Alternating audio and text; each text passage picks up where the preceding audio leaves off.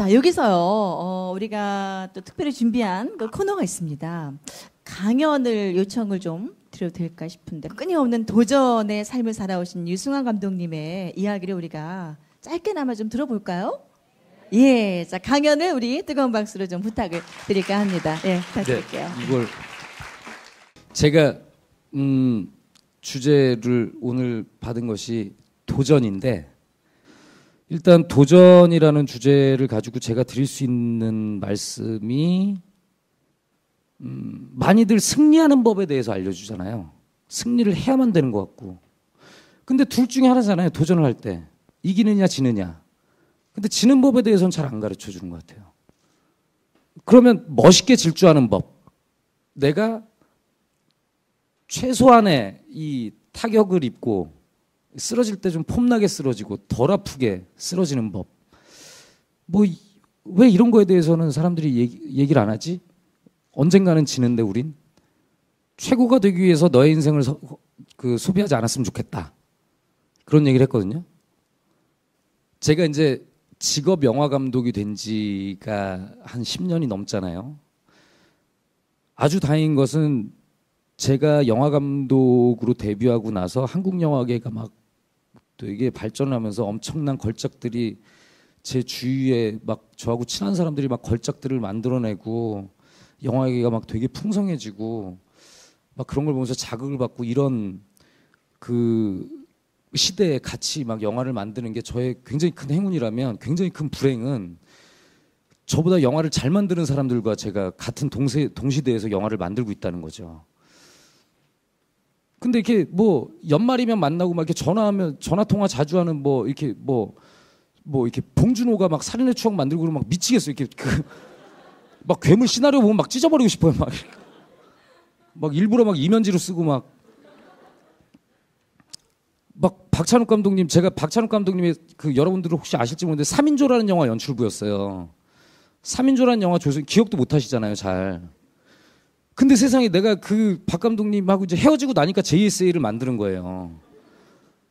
왜 저 사람은 나하고 있을 때 이렇게 영화를 잘 못 만들었지? 그러면 내가 문제였나? 뭐 이런 생각을 하게 하고. 근데 그 다음에 뭐 복순나이고 올드보이 만들어 보니까 진짜 내가 문제였나 봐. 막 이런 생각.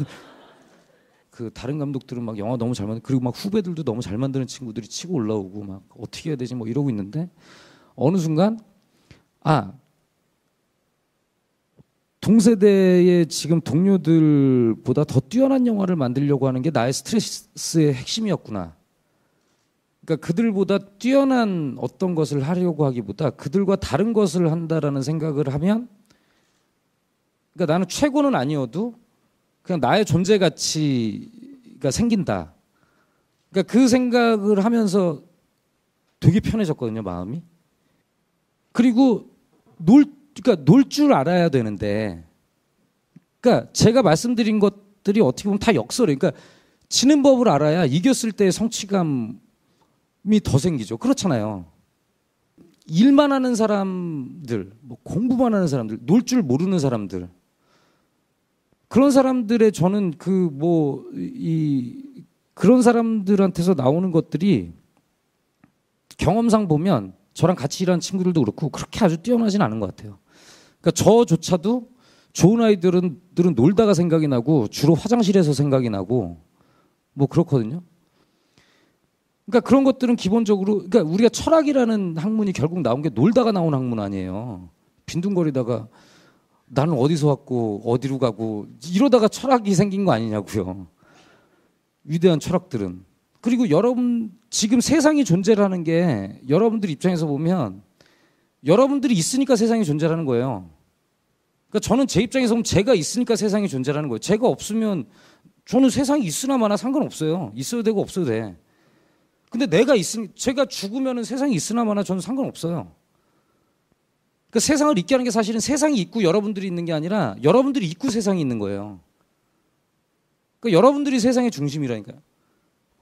그러니까 도전이고 자식으로 떠나서 오히려 내가 누군가 어떤 대상을 향해서 도전해야 된다라고 생각하지 말고 내가 도전 받는다고 생각을 해보세요. 내가 항상 우위에 있다. 그러니까 좀 더 생각의 프레임들을 좀 바꿔가지고 뭐 여러분들 사실은 우리가 한치 앞을 모르잖아요. 지금 여기서 이렇게 얘기를 하고 있지만 우리가 1분 뒤에 뭐가 어떻게 될지 모르잖아요. 그러니까 다가오지도 않고 언제 올지도 모르는 미래 때문에 현재를 저는 불필요하게 낭비하지 않았으면 좋겠어요. 저는 현재에 더 충실한 게 훨씬 더 현명한 것 같아요. 그러니까 도전이라는 것도 대결 구도로 생각할 것이 아니라 어떤 놀이처럼